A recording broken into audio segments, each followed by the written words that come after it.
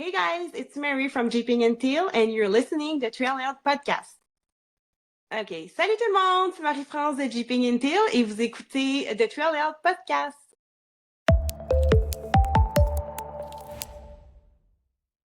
I didn't do my first beer bong until I was 22. It was very sad. Yeah, similar. 22. Oh, the amount of good beer year. bongs I did in my life. Oh, yeah. It started off a fun period of time. I'll tell you that. I won a beer bong competition in Vegas, so I feel cool about myself. I loved a beer bong when I was in my 20s, so yeah, I don't think I want to ever do another one. No? Did you get like a trophy for it or anything? I got a ribbon. I was so proud of that ribbon. I was wasted, and I just wore that ribbon with pride. I think it's in a box downstairs somewhere. Hello, Trailheads, and welcome to the Trailhead. Before the trails start today, we need to have a short safety meeting. Off-roading is an exhilarating but inherently risky sport. The insights and opinions that are shared by our hosts and any experts or guests on the podcast are intended to inform and inspire, not replace professional guidance. The Trailhead guests, partners, and any sponsors are not liable for any actions that you take based on what you hear. It is your responsibility to seek professional advice and make informed decisions, especially when attempting potentially dangerous activities. Always check current trail conditions and comply with local laws and regulations. Off-roading requires careful preparation and respect for safety, so ensure that you're well prepared before hitting the trails. And now that that's out of the way, buckle up and let the stories begin. Welcome to the Trailhead, where trails start and stories unfold.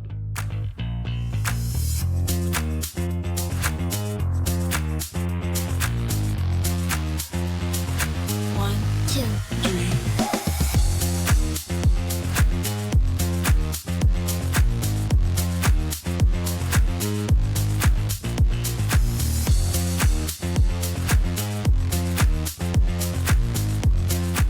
Welcome to the show, everyone. Now here's JD.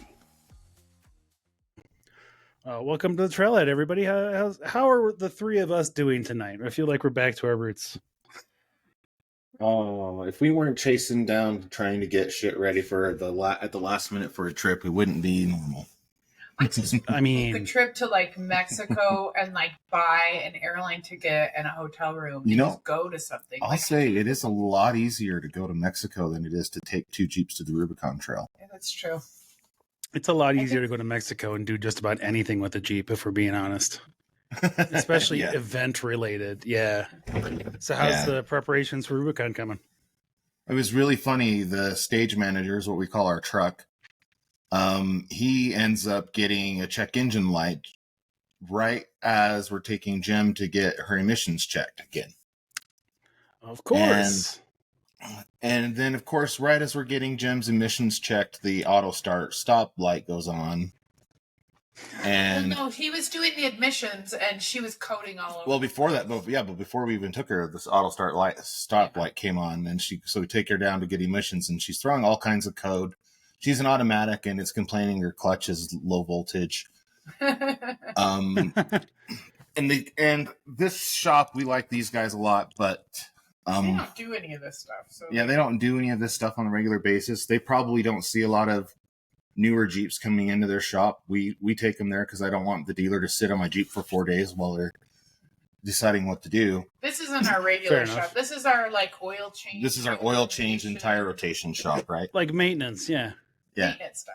So we take Jem over there. They're like, none of the systems are starting up. None of, she's not, everything's low voltage on it. We want to send it to the dealer. Like, no, we've already done this twice. And this was yesterday. I was like, I just sent my Jeep to the dealership. It's No, going we don't to have that the kind of Like- time. And yeah. We're like, replace the batteries, both batteries. That's what you're going to need to do. If I take it to the dealer, that's what they're going to do. And But they were shocked when they went to go run the admissions and all the things were systems, fine. all the little systems turned on except for the EGR and whatever the fuck the other one is. But the two exhaust gas related ones It just needs to run. needs to run for a little bit. We need to run. It has a full tank of gas and it won't turn on for a minute. So hopefully we could get that one finally squared away.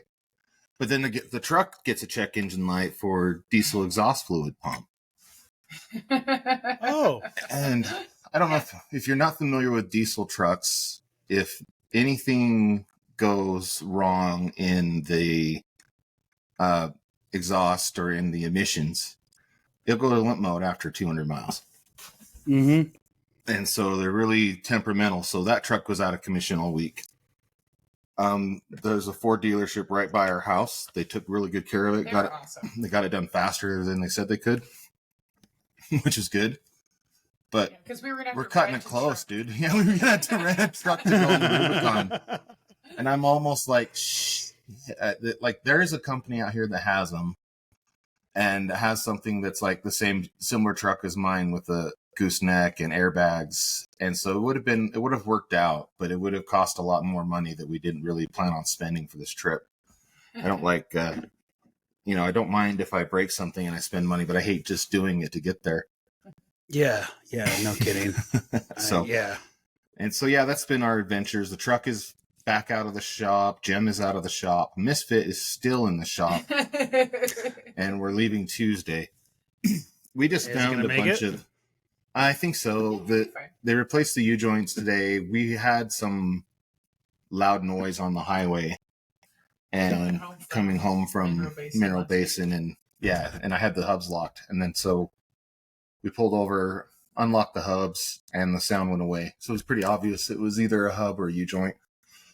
Nice. Did you see the rollover on Mineral Basin? Did you see the vehicle? No, I did not. There was a TJ that was upside down there for a day or two. Yeah. Oh. I'm sorry. Go ahead. Yeah. He must have been picked up by the time we got there. Oh, on Mineral Basin there was a TJ? Yeah. Slipped over? Oh. Yeah, I'll have to see if I can find it while we're talking. Yeah. Yeah. That's interesting. That's interesting. Wonder who it is. That would be really hard to, where? Yeah. I guess I'd have to see. Anyway. And then, so there was, so Misfit has most of the stuff done. They actually were troubleshooting death wobble, not the right kind of vibration. And I'm glad they did, because they found a few things that they could fix. Okay. But everything's going to be good. And, hopefully, so I pick it up Monday afternoon. I go get the truck, and then we're like leaving. Yeah. We're almost there. It looks like an Amazon warehouse in our living room right now for all the, we have camping gear, but we don't have camping gear that's light. Mm-hmm. Yeah. So we had camping gear that could fit in the back of a Tacoma like Alyssa's. Yeah. Okay. And that was how we all the big tent of all the stuff that you could possibly need, even if we were going to use it or not. I love to camp, but I'm not used to bring a little bit. Yeah, we didn't really put a rooftop tent on it, so I guess it's not exactly overlanding, but we did a lot of but you guys are still taking 2 Jeeps, right? You should have a lot of space. But our tent is like a castle, and then we have stuff in there, and we like to have room, and do you get made fun of for your tent size too? Because I get made fun of for my tent size. No, I think everybody's kind of jealous because it's like a castle. Mine's like a 9x14 8-person tent, and it's fantastic. One time we took a 10-person tent down to Sand Hollow and used half of it to store our doors and the tops and the It's like a house down there. It's awesome. Yeah, but I put a little chair in the front, like a little living room. Yeah, make it like cozy, So this is different. We're taking a 6-person pop up quick. Everything's easy. Coleman Instant Tent. It's easy, so it's heavy, but it's actually pretty darn durable. We had one of those tents for 6 or 7 years before. Yeah. That's what I'm rocking as a Coleman. One of those instant pop-up tents. It takes 60 seconds. It's beautiful. It's fantastic, and it's probably 8 years old now for us. But I think the hardest part about it is I'm a little anal retentive when I was rolling up my tents because I was a Boy Scout, so I wanted to find some method to make it nice and roll it up all nice and clean and orderly. There's no way. Looks like it looks like a sperm when you get done with it. Honestly, a big. It's got a tail on it. It's very uncomfortable now that I think about it. I hadn't really thought about it. Every time I open it, I'm going to remember that. You're welcome. I'm glad I could be there for you. We're excited for Rubicon, though. I think it's going to be good. That's Very all. nice. But it's just like we always have some last minute adventures, and they're happening at great times. Like I'm always like, okay, that happened before the trip. Exactly. We've been on the road Thank and had God. this check engine light come 'Cause, on, yeah. and 200 miles turn into loop trailer. Oh, So yeah. at least it happened. So yeah, 100%. we're just shaking it all Oh out. yeah, and the truck has been surprisingly hard to get ready. The everything we've had to do with it, between the airbags, just having fluky things happening to them, and then We're shaking Well, I it mean, out. yeah. Yeah. I mean, I hate to tell you, but once you got 5 vehicles, you're bound to have, like, you are the person now, you need your own counter just to see, like, which vehicle is in. Maybe just a thing at the top with each vehicle and whether or not it's in service right now. Well, I think crazy Yep. is I had to Uber to work the other day. We have this many vehicles, and they were so many of them down that I had to Uber to work the other day. That was incredible. How is this possible? It'll happen. Works. It'll happen. Yeah. But everybody's coming together. We're gonna do this. I'm just really excited for Rubicon, to be honest with you. I'm excited to get out and do something. Like so my house is full of Temu boxes and bags because I found that Temu has a great set of camping sections. So a lot of the semi-disposable stuff was easy to fill there, relatively cheap, like wash basins and foldable measuring cups and stuff like that. So that was kind of nice. Did you get a foldable shitter? I have a foldable shitter. I've had a foldable shitter for a long time here. The problem with a foldable shitter is that every time I go to shit in the woods, it hails on me. And that is a true story. Both times that I've had to stop and do that, it has either torrentially downpoured on me or just a straight up hailstorm. And both those times, once you're started with that kind of a transaction in the woods, it was urgent enough to be a transaction in the woods. You can't stop. So you're just going to get hailed on until it's over. So It was fun. So yeah, we kind of got this outhouse thing. Yeah, but we're not doing it now because we found out they're going to actually have. Oh, we're still doing it. I'm not sharing 47 outhouses with 400 people. Oh boy. Wait a second here. Let's pause here for a second. Are you the kind of you can't poop in public? Is that how it is? No, I can't. I can. It's there's rules out there, though.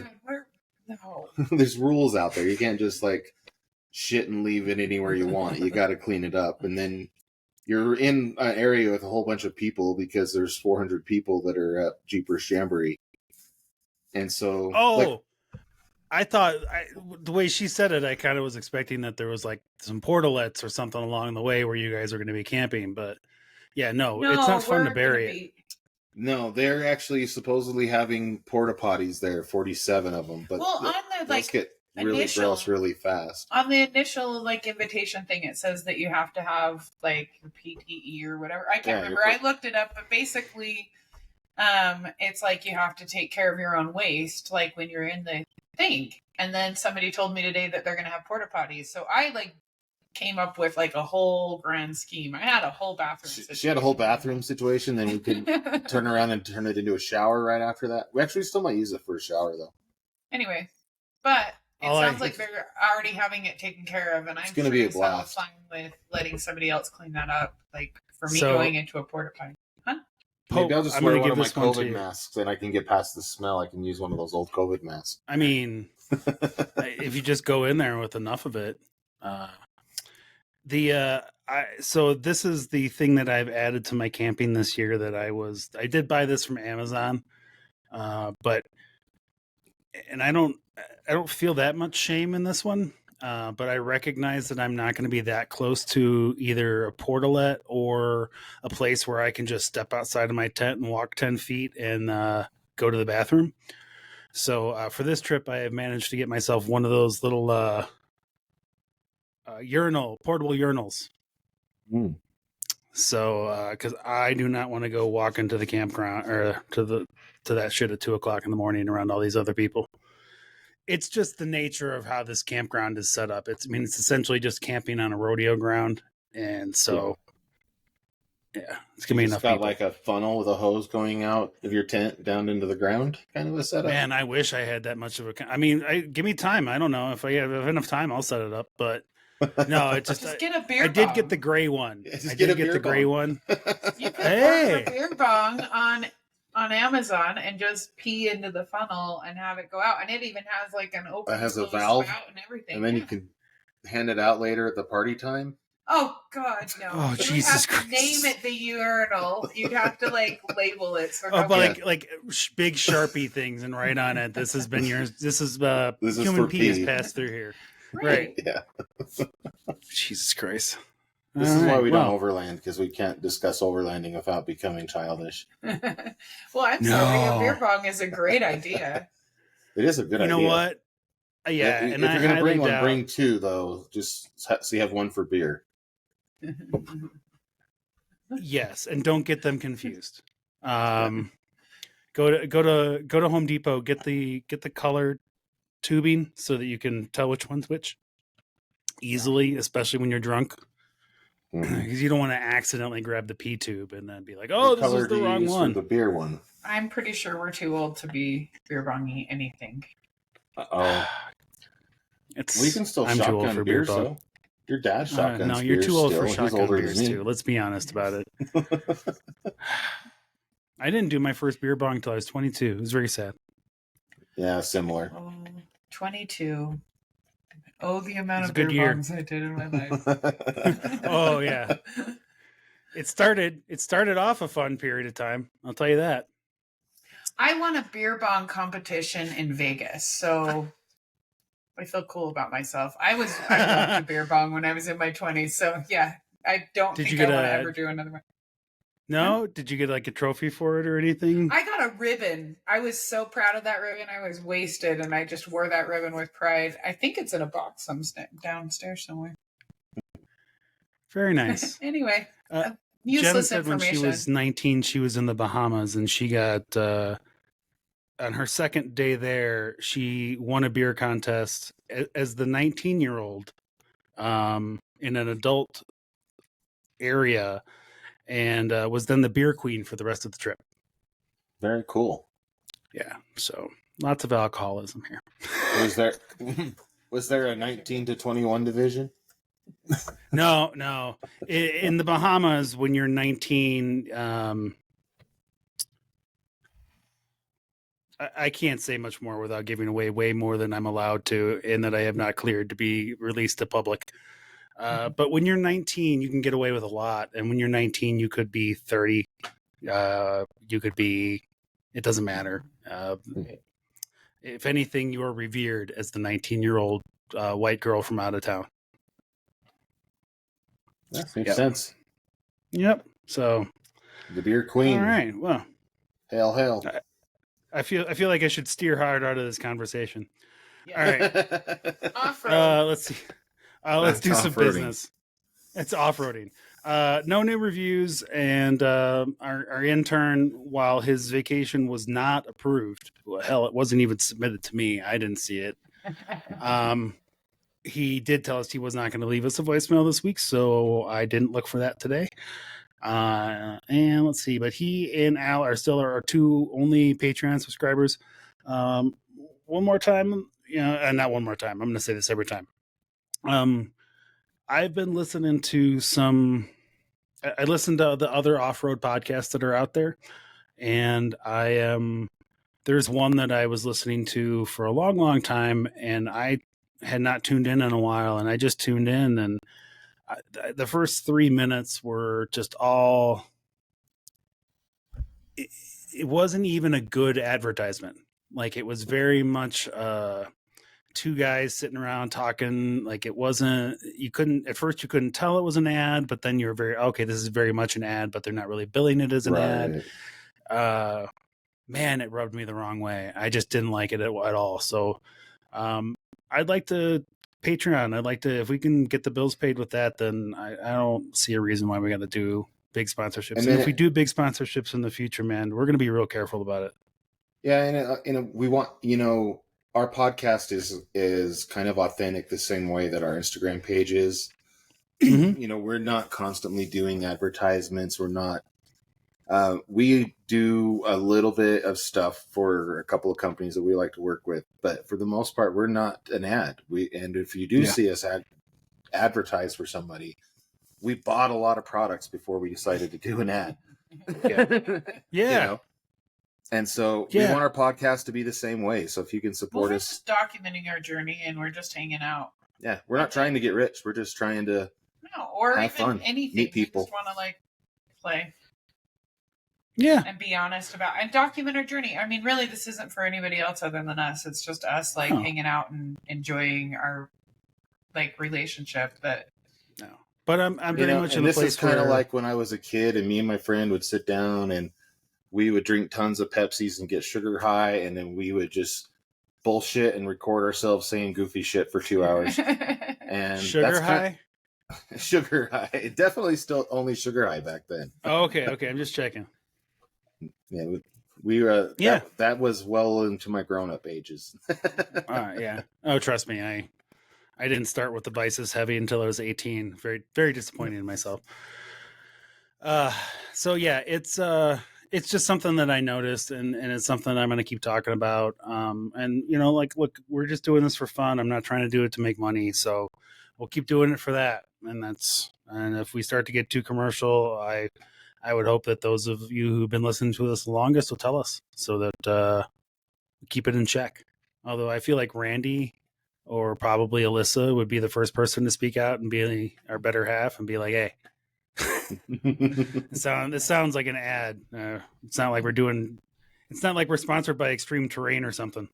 No, it's not like we're sponsored by Extreme Terrain, Red Rock 4x4. Okay. No, it's those are great. It's funny. They are great companies. I'll give you for instance. Steer Smarts doesn't ask that of the people that they work with. So they're not out there asking for 10 posts every time, that they send out something. They're not asking for this, that, or the other. If they decide to work with you, they're going to send you something and be like, look, here's what we'd like to see from you, and going over in the future. And that way there's no, when I post about Steer Smarts, it doesn't feel like I'm fulfilling an obligation. I am just talking about how much I like the product and about how much I like what it does for me. And I think that's the difference. And I think people hear it. And sometimes it doesn't sound too commercial, but sometimes, it sounds commercial. Yeah. And they're a Colorado company, aren't they? Yeah. Steer Smarts? Yeah. Or no, are they Detroit? Detroit. Oh, Detroit Rock City. Yeah. Oh, that's why they work with America's Most Wanted. They're right there, man. Between them and the Tyree lights, I'm just re-outfitting my Jeep with shit from the Midwest. So, yep. And that was one of the reasons why when I reached out to Steer Smarts and I didn't ask them for anything. Yeah. I just said, tell me what parts I need to buy. And he's like, I'll give you guys a 30% discount. All I want you to do is just get the word out. And I want you to show off what you do with it. Okay, cool. That's the only way we'll do it, because if I have to stop and be like, hi, I'm Pope, and today I'm going to talk about Steer Smarts, I'm going to shoot myself. I won't call anybody and say, hey, we want to deal. No, we're not hustlers. The only thing we care about when we work with a company is that they take care of us. We want their customer service to be good. We want to know that they are going to take care of us, and and that the product is good. I want a good product, because we've tried several different steering situations, and we would have stayed with any of them if they would have worked, but they jab nuts don't seem to stay tight, and we don't like that. And so we were looking for something different. And so he was just asking him a bunch of questions about stuff. And he's like, cool, can you send me send me a list of everything that I need so I don't forget things? And he's like, oh, well, yeah, like he's like, well, send me all the like codes for everything or whatever it was. He's like, just send me the part numbers. I'll tell my shop to order them. He's like, no, I got you. Yeah, wait, yeah. what? Like that's kind of how. I mean, we just aren't those people. I could never ask for a damn I think thing. that leads to more authentic,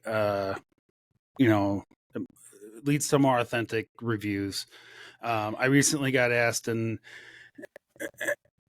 I'm not going to name names, because I don't find anything necessarily wrong with the way they do it, but essentially the setup is that they'll send you, you pay for the thing out of pocket, and then you get X amount per dollar back per post.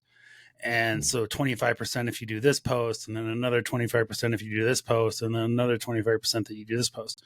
And then I started looking around at the folks that were doing those posts, and I'm like, all of these sound like they were paid for ads. And none of these sound like these guys actually use these products, other than they got it and they put it on and they're looking for their discount now. So, yeah. Anyway, how do we get off on this subject? I don't know. Well, parts and things like that. Yeah, parts. You were saying ads on our page. Ads on our page, exactly. Yeah. So we're not like the others. That's all I'm going to say. We're not like the others on the podcast or on our Instagram. We're not like the others. Yep, and we're gonna keep trying and doing that. Now, I will say I do occasionally reach out when if there is a specific product that I'm looking for. So I'm a bit of a whore in that regard, but I accept it. So, well, I mean, if people want to try to get those, we honestly we're just trying to make our builds really cool and using the right parts that work for us. So if we're using something, it's because we've tried other things that haven't worked. It can't just be the latest. If one more company sends me, hey, we'll send you a free backup cam if you do this, I'm like, dude, if I'm gonna, I don't understand how many backup cam companies can there be out there. Well, JL, it already has a backup cam. Yeah, well, it's all I'm on the JK. Remember, we everything that all the cool electronics and gear that I have there are aftermarket. So, although I'm starting to feel like that market's starting to wane. What'd you say? Oh, I'm ready to rip every piece of equipment that has any electronics out of my vehicle. I'm not kidding. When we do my engine, because when I was having all these code things, I was Did you hear that? Did you hear that? Did you catch that? When we do my engine. Well, it's we're sitting on the porch the other night, and my Jeep is just coding from one end to the other, and I'm like, how much is it going to cost if I do an LS swap? Okay, let's see. And I started pulling up, and Pope, as I'm scrolling through bruiser conversions and trying to figure out if they have what I want, he goes, so this is how much it's going to be if we do a bruiser conversion on you. And we were on the same web page, not talking, didn't even know. So it's just as much in his head as it is in mine. All right. Yeah, it's just it's gonna happen. I hate computers, but I don't want what they call turnkey, in the sense of it's gonna plug and play with all my electronics. I want to remove every piece of I don't want to worry about that my sensor failed, so now my whole system's being an asshole. Fair enough. I just want the thing to fail when it's gonna fail. I don't need anything to tell me that it's having a problem telling me that it's going to fail someday. I think today was a perfect explanation of why you don't want to have everything reliant upon computers. Yeah, this. Yeah. Yeah, so if you are out there listening and you're not familiar, today that we are recording on the 19th, and a large majority, if not all, of U.S. air traffic was shut down today, including a lot of corporations. I know I woke up with a number of frantic emails and messages about not rebooting my computer this morning. That goddamn Windows 95.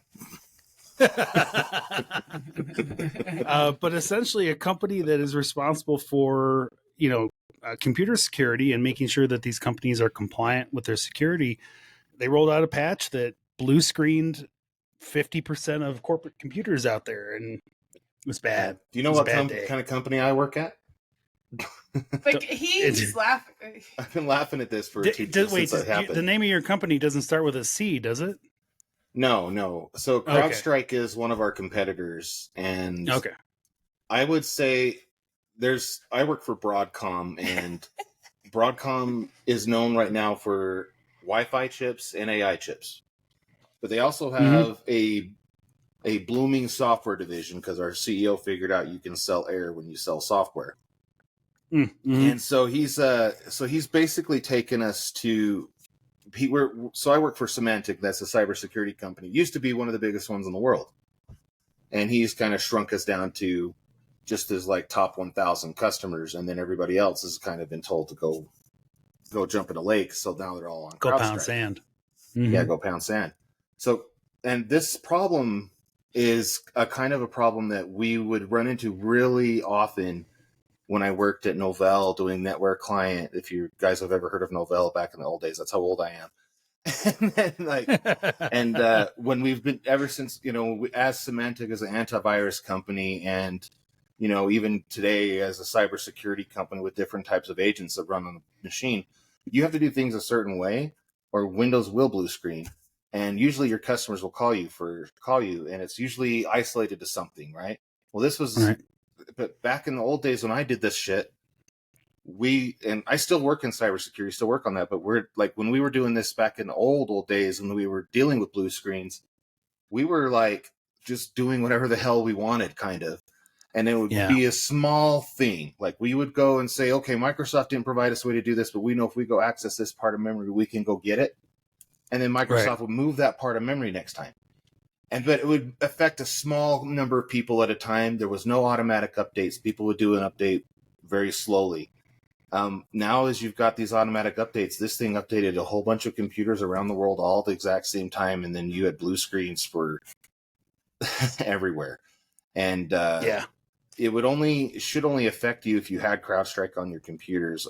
Most companies, and that seems like there was an awful lot of companies out there that had it, because mine is one of them. or Symantec were we actually had our people, our operations people were like, none of our computers that have authorized software are affected, but there are a couple of rogue PCs on our network that have CrowdStrike. So we're talking to off-roaders. You're making no sense. We're talking the cybersecurity hack. So we're touching base on the AI conversation we had last week. So that's anyway. the only. I knew I was going to bring it up when we started talking today too. So don't it's get better than some of the other stuff we could be talking about this week. But it's into like the blah blah blah blah blah. We are getting into the weeds with it, and I appreciate it because I do this stuff. But right. A lot of people I know do this stuff too. So. Yeah, they would kind of appreciate that. Anyway, it's fascinating. I'm glad it wasn't my company, because I wouldn't want to be embarrassed by that today right before I go on vacation. Well, and this weekend would be a good weekend not to be in IT and having to clean that up. Yeah, don't make changes on Friday if you're in IT. I just want don't make remind changes. you. Yeah, don't make changes on Friday. It's a big rule we have. All right. So let's see if you would like to add to Nathan's voice, who's usually here. Please leave us a message at 719-408-0132. And then, of course, you can reach us at trailheadnetwork.com. And this is another reminder that we are going to give out a swag pack. So once we get to 30 reviews, we're at 17 now, I will give out the 8-gang switch panel and a number of T-shirts. And then this weekend, at the All for Fun event here in Colorado, I'm going to try to grab some more swag and grab some stuff from folks. So, that's going to be fun.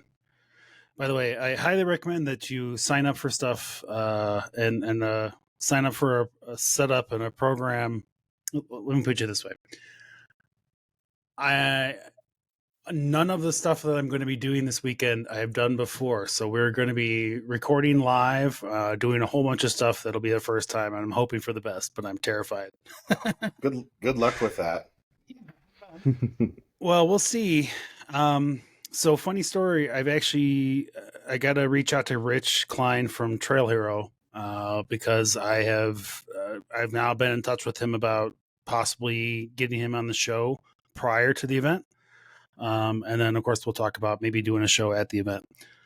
So hopefully this goes well. I don't anticipate them to have problems. I think I'm prepared, but anytime you're doing something new. So, yeah. All right. So that's a side note. Pope and Rennie are going to be at the Rubicon, and then obviously they're going to be on a kind of a private-ish trip.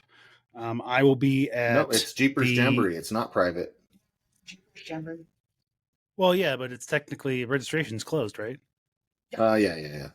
Yeah. You can't just go join in at this point. You had to sign But up it ahead was of time. registration. I mean, they did registration forever. I was surprised. I thought that it was harder to get on. But they probably had a bunch of people dropping in and out. Yeah. And we're kind of people that book right when it opens, just because of the way our events are out here. They fill up very fast. But yeah, So you could register for that for a long time, but it's good. Yeah, I want to do maybe try to make the Rubicon a thing next year. We'll see how that goes. Let's see here. What else we got in the general business and catch up?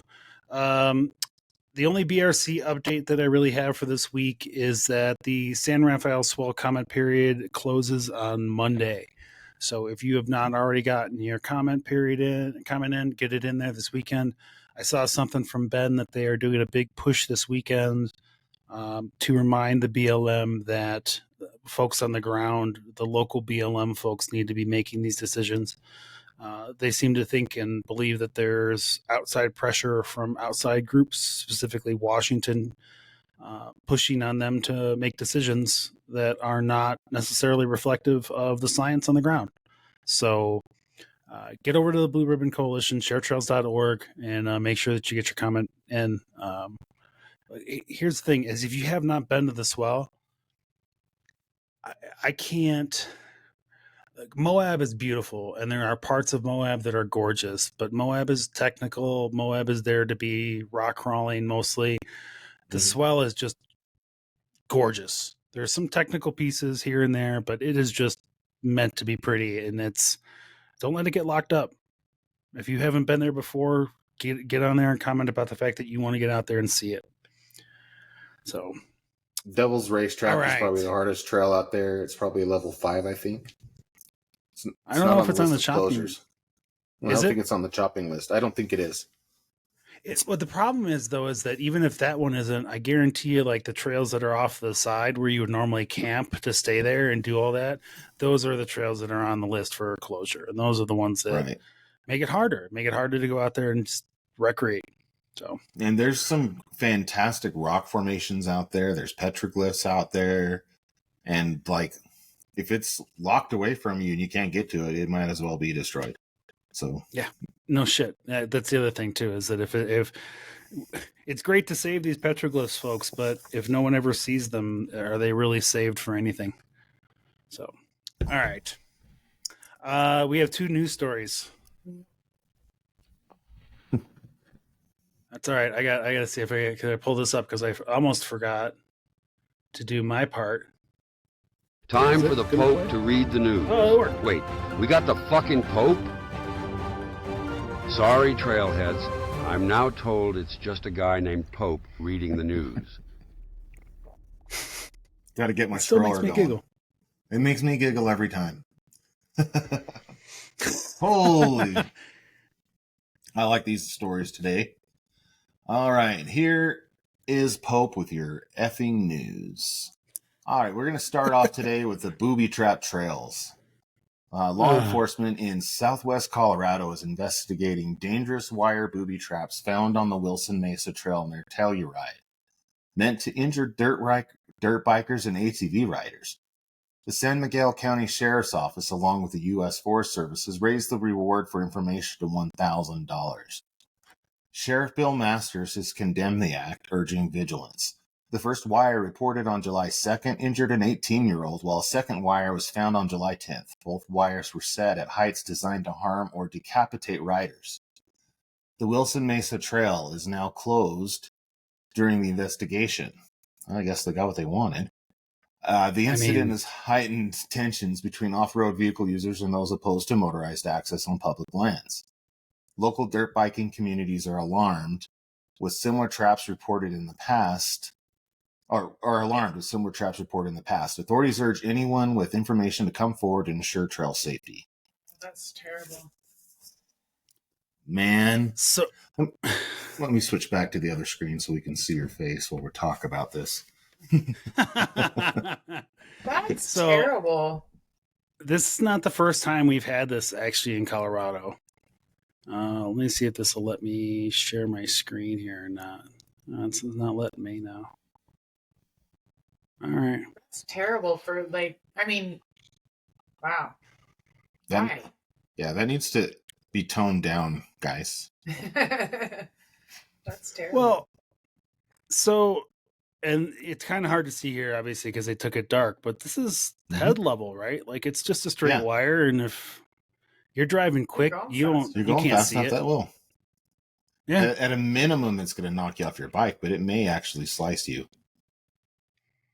Yeah. So we had this happen right here in my quote unquote backyard.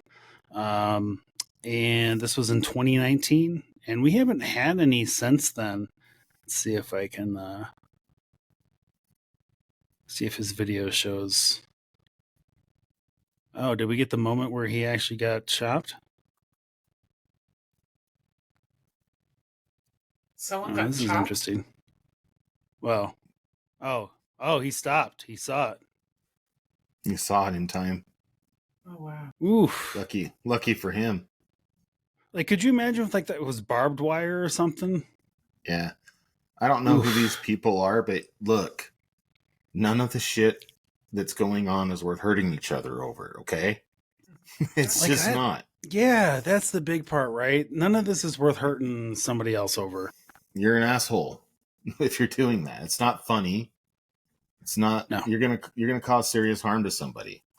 If you really think that your cause is so much that you need to kill somebody over it, I think it's something like that. I think it's somebody that's just totally psychotic. I don't think it has anything to do with the cause.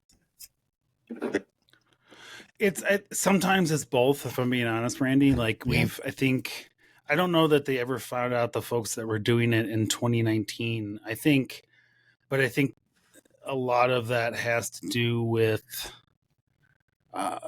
there was a lot of heat about what was going on at the time, which was the Pike San Isabel lawsuit, and there was a lot of there was a lot of strife going on between motorized and non-motorized communities going on at that time, and that's when this stuff popped up the last time.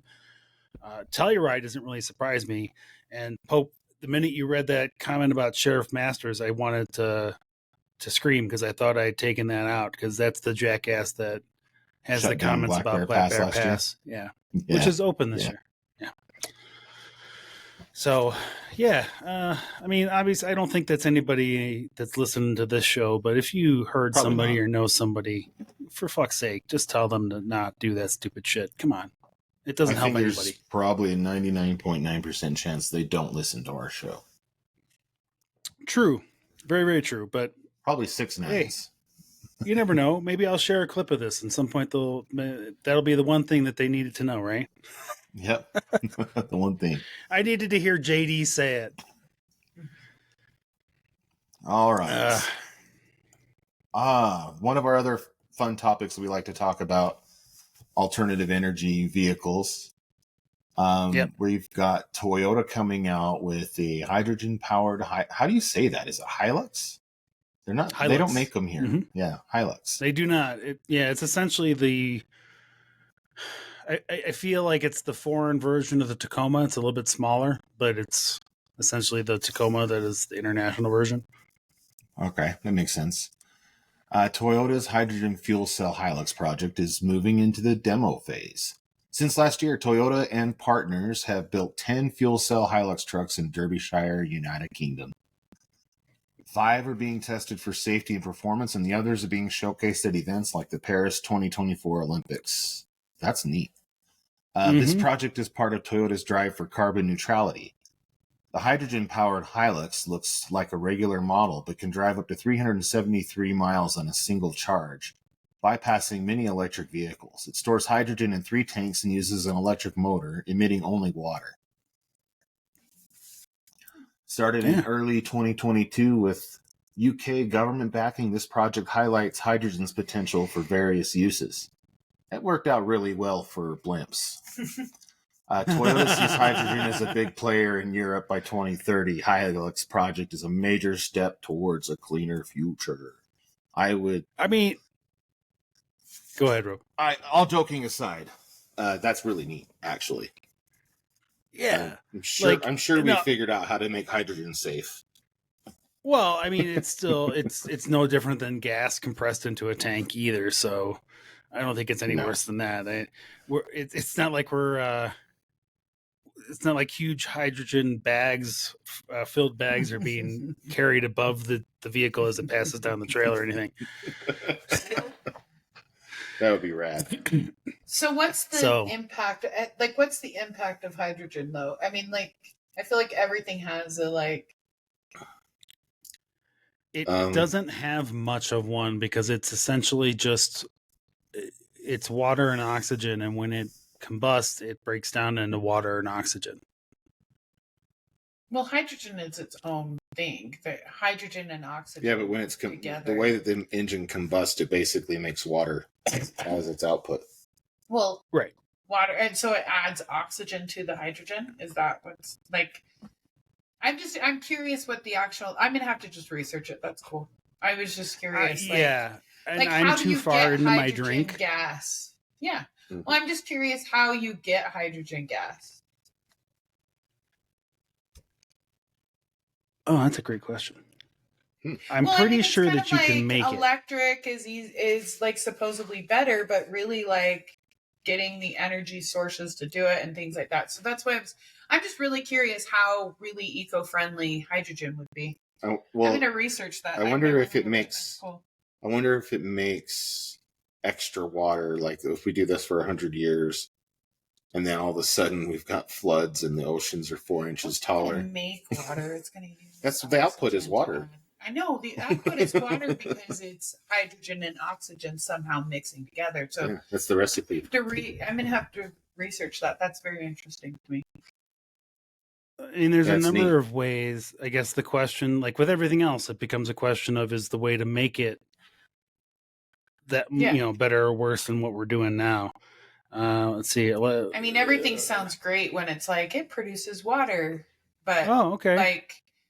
So there are several. Good. There are several methods to produce hydrogen gas. The few of the common methods are electrolysis of water.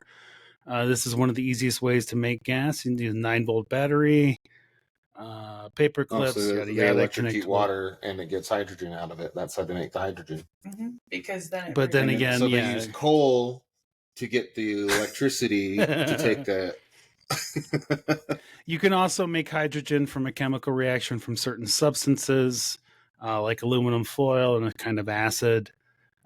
You can do steam and methane, those two together to kind of help create, and a thermochemical process. So, I mean, I think it probably falls into one of those all of the above kind of solutions. Like, it's cleaner than gas. I think that's their big claim to fame is it's cleaner than gas. It sounds because like it's not you don't have to gas. dig into a mountain to get it, or you don't have to like. That's actually eco-friendly. Like when you think about like electric versus gas, like we're still digging something out of a mountain. Yeah. All the batteries are still getting mined. Yeah. So something that you don't have to mine out of a mountain, that's kind of cool. I was just curious, like the technology on it. No, that's a good question. And that's actually a really good question. I was wondering about that. All right, we'll have to bring that up again. We'll come back to that question. Cool story, bro. A cool story, bro. I'm gonna keep an eye on it. I've been kind of keeping an eye on it. I saw this one come up a few weeks ago because they were doing stuff for the Paris, the Olympic Games. By the way, until the news keeps telling me about it, I keep forgetting that it's happening. But that's what I think there's a lot of that going around. I think. Yeah, I don't think anybody gives a shit about the Olympics. Most of us are going to forget that it's on until it's on. Yeah, no kidding. So, when is all right. Well, like in a couple weeks. I think. See? I'm just saying, there's evidence right here that not a lot of people give a fuck anymore. No, I like the Olympics when it's on. Yeah, when it's on. Yeah, but I then actually get excited that it's coming, but I actually have no idea when it's going to be there. It's coming back to Salt Lake. I'm excited about that. Is it really? When? 2034. Yeah. Mm. It was fun the first time. I'm excited to see it again. Okay. It was really cool. It was really cool to have in your city. Like, I mean, a lot of people, I don't know. It was awesome. I was also in my 20s, so it will be different because I'll be in my 50s when it comes next time. But it will be cool because I could probably afford to go to some of the things that I didn't get to afford to go to last time. See, fair. I'm just not as up with people as I was in my 20s, so I can't imagine I'm going to want to hang around with people in my 50s. You know, I agree. It's an experience. The Olympics are cool. Like, it's really cool to be a part of that, and you get to go to different events, and there's so much going on everywhere that it's not like everybody's in one place. They're like, we should go to curling. That would be fun. Anyway, that's like in 20 years or something. So, or 10 years. We can worry about that on another. Wait, 36. It's like 34 is 10 years. 34? Yeah. Oh, yeah. 34. We have 10 years to prepare. So 10 years to definitely something we are not going to get known for our math skills on this show. Hell no. Oh Christ. Hell no. All right. So I don't have a whole lot of topics for you guys this week, and since it's just us, it'll probably be a shorter show. But something popped up today, and I would like your guys' thoughts because you're not from Colorado. Let me turn off my news scroller real fast. The fucking news is over. All right, there we go. Let me see if I can get past this commercial because I don't really care about that. This jackass and his jackassery. I really need to pay for that YouTube premium, I guess. So we have a trail here in Colorado, and it's the one that's on the screen behind me, and I've kind of talked about it before, the one called Red Cone. And it's one of those ones that is kind of locally famous, and it's kind of becoming more famous-ish, kind of in the it's close to Denver, and it's really pretty. It got a lot of San Juan kind of feels to it. This trail is marked in multiple places that the trail is one way once you hit a certain place in the trail. Once you get to that place in the trail, there are metal signs that were so well constructed that they were put up 40 years ago and are still standing at 12,000 feet. And there are two signs on either end of the trail where you can get into that trail network, so to speak, that tell you the status of the other trails, because they're all high country trails. So some of them can get snowed in until late in July. And Red Cone is one of those. Red Cone opened up about a month ago, but Webster Pass, which is the trail that you can make a loop out of it and then kind of come back to close to where you started, that tends to not open up for an additional month or so. And then you just kind of, usually a shovel team or two goes out there and they shovel it out in order to get it going. Because the last time, well, based on this video here, it looks like the cornice is still at least 12, 15 feet tall on the high end. So, but these guys, they go down. Let me share my screen here real quick.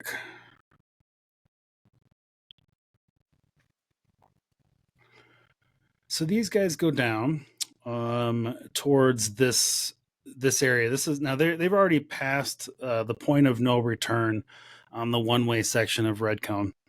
And one of these three people is a person who belongs to a rental company here in Colorado. And two of them are quote unquote influencers from Connecticut. The person whose Racer Miata YouTube account this is. But these guys came down up over the top of Red Cone, and you can see this cornice. You can see this giant snow you cannot get past from the top of Red Cone. But they thought they could get up it. So, and I'm going to turn the audio back on here for a second because these guys go whipping. This is not sped up.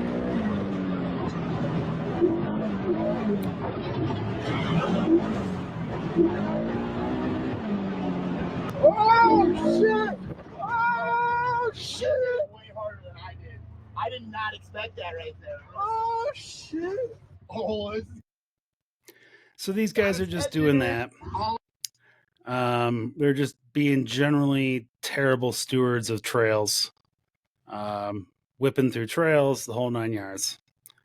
And then this is the part where it gets fun because they get back here and they decide that because they've now gone too far and they don't want to go to a town called Montezuma, which is far away from where they have put their trailers, they're going to go backwards up the Red Cone Trail, which is admittedly in this moment, there was nobody else going up the trail. There was nobody else coming down. They appeared to be by themselves on a weekday. The problem is that this is all set up. Again, they bypassed plenty of signs to give indications that they shouldn't be there. But then they posted it to YouTube. And it hit one of the Facebook groups this morning, and the conversation obviously went not well. And I'm going to do two things. I'm going to call out the business. It was Colorado side-by-side rentals in Pueblo, I think, or out of Pueblo, and a company called Motorsports LLC. I'm going to call them out, and I will say this, that the owner of the business got a hold of me and apologized after they saw some comments today about it and promised to do better. But his comment was, well, I can't really, do anything about what they did, for their YouTube channel and everything else like that. So that brought me to the larger question. When this kind of stuff happens, what do you guys think? Do you guys think that now the fines, like obviously this stuff has been sent to the Forest Service already, so these guys will get some sort of a fine. But do you think, like, does there need to be a different level when it's this blatant? Like, oh, I think Randy's got a feeling.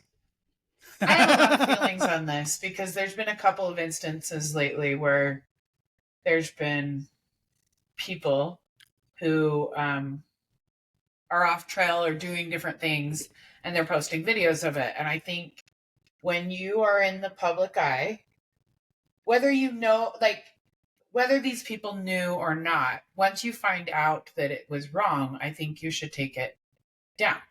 Because I personally think that we're representing something and showing people things. So if what makes them different than somebody else? And I'm probably going to get flack for this, but I really think that we're representing the community in a certain way. And once somebody sees something, whether they record it or not, if they see something, they're like, ooh, I want to try that. I just won't record it, and then nobody will know. Yeah. But I think when you are put in the public eye in a certain level, whether you like it or not, I think that that's important to do. And that's my personal opinion, and I'm just going to... Yeah, as influencers, we have to draw a line somewhere. It's okay to... Make a mistake. It's okay to, capitalize on your own mistakes and make, and do stupid shit as long as you're in control, you're not hurting people or things, right? I think that's okay. But once you've kind of crossed that line where you're off the trail doing something stupid, or you're trying to cross over something where that trail's clearly closed and you shouldn't have gone on it. You're not supposed to go that way. And, if you're posting videos of you doing things you're not supposed to be doing, you're hurting all of us. Right. And it hurts all of our reputations. And it's not, you impact all the other people in that side-by-side community by, by doing that. You make side-by-sides look like jackasses. Now it's easy for the Jeep guys to say, look what assholes these side-by-sides are. They should ban side-by-sides. And that's one bad example because they posted it on YouTube where probably 95% of the rest of the people are driving around just having fun responsibly like you're supposed to. Yeah. And, I just think you shouldn't post it. If I post something and I find out I'm off trail, I'm going to take it down. I'm not going to leave it up there because I don't want someone else to get the wild idea that they should go try it too. And hey, I'm not perfect, right? I can think of 2 situations in my past where and without going into details, I had to make decisions because of the safety of the situation and because of the situation I was in that I probably would not have liked to have made. But I guarantee you that none of those videos ever saw the light of day, even if there was videos taken, because I recognize that I'm in a unique position to influence other people about doing or not doing stupid shit out there. Yeah, regardless of if we take products from sponsors or anything like that, whether we like it or not, we're popular on the internet. We're Instagram famous, if you will, and we have to act responsibly and accordingly. And we need to show what being a good steward of the land is. Yeah, I think that's the important part. Like, we're not trying to be anything other than like documenting our journey, but at the same time, it's really important for us to show that we're awesome stewards of the land and that we're going to respect it. Yeah, and we if we know ahead of time what the rules are, obviously we're not going to go and break them. And if we find out after the fact that what we assumed was part of the trail isn't, those videos need to go. It's just my opinion. Well, and that honestly, that has happened for me multiple times in the past because you go out to map a trail and your map says one thing and you get back and you start talking to the ranger and you find out, oh, no, that's not actually open. So you can't. It could happen. Yeah. Mm-hmm. Yep. So, and the other thing I will say to this, to all of the keyboard warriors that I talked with today, telling me about how I was overreacting, I would like to let you know that I am 100% sure that the ACLU is waiting with bated breath to take your case about your infringements of rights, that there are 3/4 of a mile of trail in Colorado that you're being asked to go one way on in order to be safe and kind of help keep the trail up and running. It's not fucking tyranny. It's not. It's just rules. And regardless if you're this guy who is from Connecticut or the guy who was running the trail run from Colorado and from the rental company, do better. You can do better. You're not above the law. It doesn't matter where you're from. If you, and I guess this is especially true in Colorado, if you see vegetation where you're about to put your tires, reconsider whether or not that's part of the trail. And, it's like we have this in Moab. You have to treat the trails in Moab very carefully. You need to treat them with respect. You can't drive over the soils. Mm-hmm. You need to stay on the trail. They'll actually fine you if you're driving on the crypto soil. So you don't want to, you want to be respectful of the land no matter where you are. And unless you know for sure it's an open riding area, you are obligated to stay where other vehicles have been going, and you're not making your own trails, and you don't need to make the trail harder by driving over something that shouldn't be driven over. Yeah. Or make it easier to get closed, right? Like it's a lot easier to get trails closed than it is to get new ones opened. Correct. Like we have people like Marcus Trusty, who's been on the podcast before, fighting for us, and they're happy to help you learn the rules if you don't know them. Believe me. Oh yeah. But no, trust me. So one of the folks that works with Marcus is Ryan Bedreau, and Ryan and I were busy with these guys today. It's not on the MVUM, and then you pull up the MVUM, and it's very clearly on the MVUM that is one way. It's just you don't want to know. And if you don't want to know, there's not much else I can help you with. Those guys put in effort into trying to keep all these trails open, and they've been doing it for decades. So yeah, it's just the little things, man. I don't understand. Well, all right. Is Randy coming back, or is she done with us? Randy, are you coming back? She said we can end if you want to end.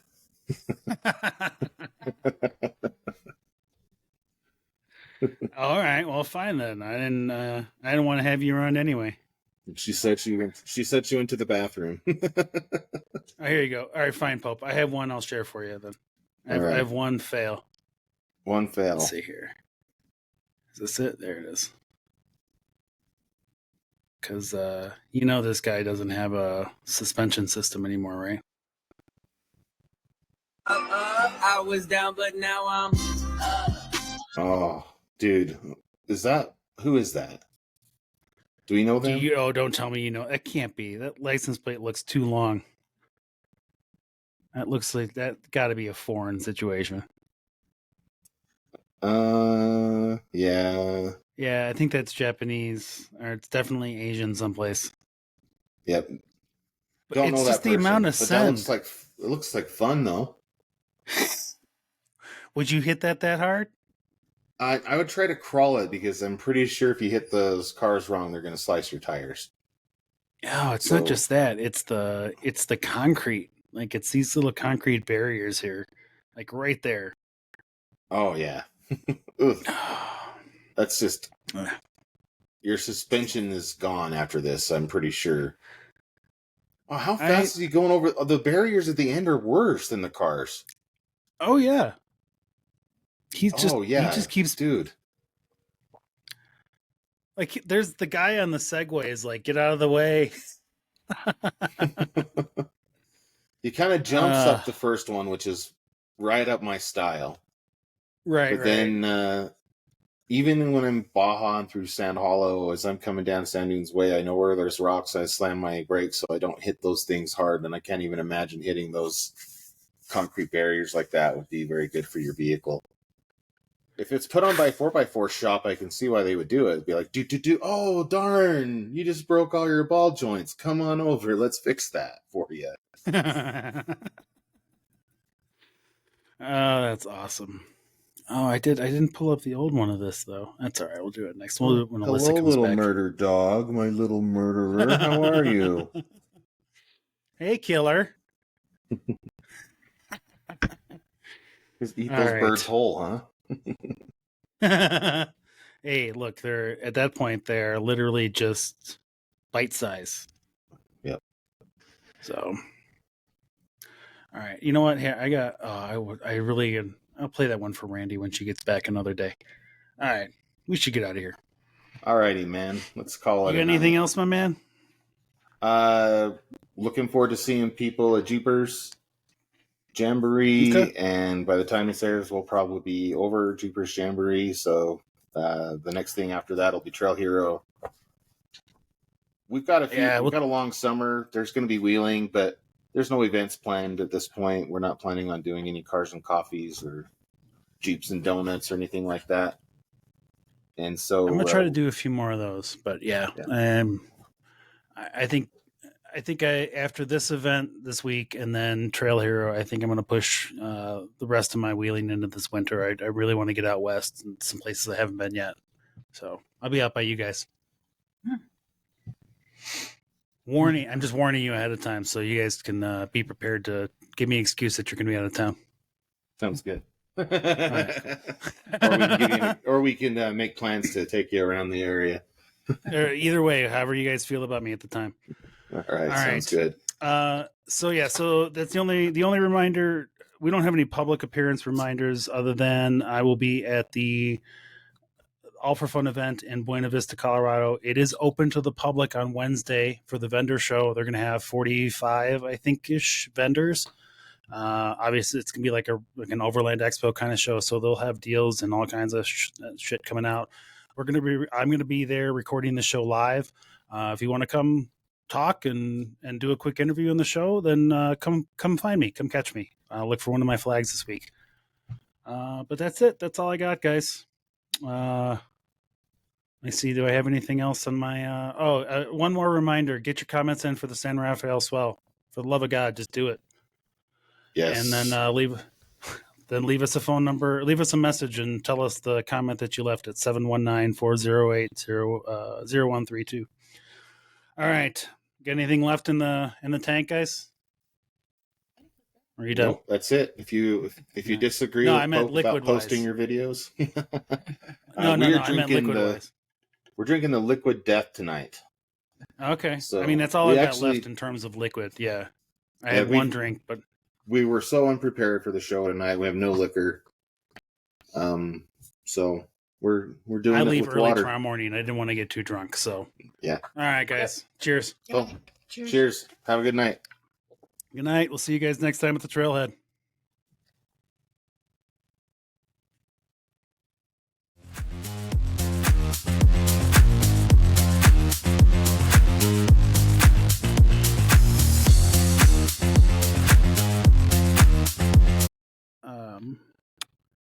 They're doing a whole bunch of construction in the area, like in a lot of open fields, because they're getting ready to do construction for new housing. And of course, this is upsetting the prairie dogs that are established there. To which I found out later that they've apparently been just going unchecked for the last 15 years, and that's why they are a problem now. But somebody hit one in traffic, and I'll spare you the details, but his behavior was like, I got to stop and make sure that he's at least dead, because I can't let him just suffer. And it was a traumatic afternoon. It wasn't good. It sticks with me, and I don't like it. I just watched him just like pick one up by the head, tilt his head back, and completely open his mouth. And then it just went boom. And then he goes, gunk.